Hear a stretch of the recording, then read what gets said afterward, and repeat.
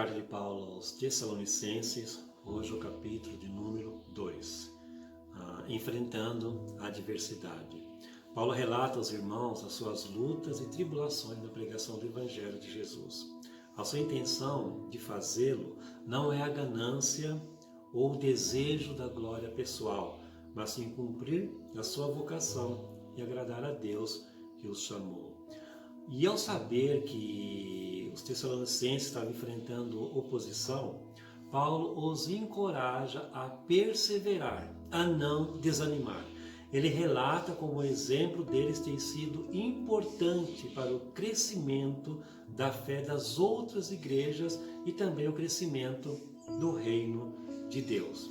E aí ele encerra relatando o desejo de ir visitar a igreja. Do versículo 1 ao versículo 6, anunciando o Evangelho em meio à adversidade. Vou destacar o versículo 3, que diz assim: pois a nossa exortação não procede de engano, nem de impureza, nem se baseia em dolo. Paulo deixa claro, a exortação dele não se baseia no engano e não se baseia na impureza. O versículo 4, pelo contrário, visto que fomos aprovados por Deus a ponto de nos confiar Ele o Evangelho, assim falamos, não para que agrademos a homens, e sim a Deus, que prova o nosso coração. Então Paulo nunca teve a intenção nenhuma de agradar a Deus, agradar aos homens. Nunca teve intenção nenhuma de agradar aos homens. É somente para agradar a Deus, porque Deus é que prova os nossos corações.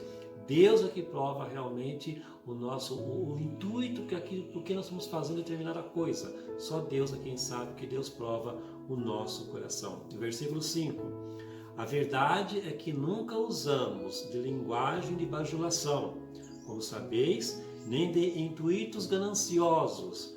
Deus, isto é testemunha. Então Paulo não tinha o costume de estar bajulando pessoas ou bajulando igrejas, como infelizmente a gente vê muito por aí. O intuito de Paulo era somente glorificar a Deus. O versículo 6, também jamais andamos buscando glória de homens, nem de vós, nem de outros. Então, a glória que nós vamos buscar é somente a glória de Deus, não de homens. Não de homens, não de que são pecadores e são falhos. No versículo 7 ao versículo 13, o trabalho de Paulo entre a igreja, entre os Tessalonicenses. Versículo 13 diz assim: outra razão ainda temos nós para incessantemente dar graças a Deus, é que tendo vós recebido a palavra que de nós ouviste e que é de Deus, acolheste não como palavra de homens, e sim como em verdade é a palavra de Deus, a qual com efeito está operando eficazmente em vós os que credes. Então, é a razão que ele tem da alegria, né? A razão que ele dá graças a Deus, que receber a palavra, não como fosse uma palavra de homens, e sim como a verdadeira palavra de Deus. E do versículo 14 ao 16, o sofrimento dos Tessalonicenses. Versículo 14, Paulo relata: tanto é assim, irmãos, que vos tornastes imitadores nas igrejas de Deus existentes na Judéia em Cristo Jesus. Porque também padecestes da parte dos vossos patrícios as mesmas coisas que eles, por sua vez, sofreram dos judeus. Então, a igreja estava sofrendo perseguições pelos próprios patrícios. Versículo 15. Os quais não somente mataram o Senhor Jesus e os profetas, como também nos perseguiram, e não agradam a Deus e são adversários de todos os homens. Então, é a perseguição que a igreja tinha, como teve com Jesus, como mataram os profetas, mataram Jesus Cristo, também a igreja do Senhor sofre perseguição.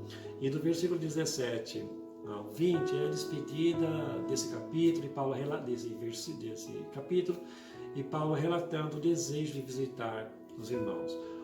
Ora, nós, irmãos orfanados, em breve tempo de vossa presença, não porém de coração, com tanto mais empenho, diligenciamos o grande desejo de ir ver-vos pessoalmente. Então, Paulo demonstre o desejo de estar ali com a igreja pessoalmente.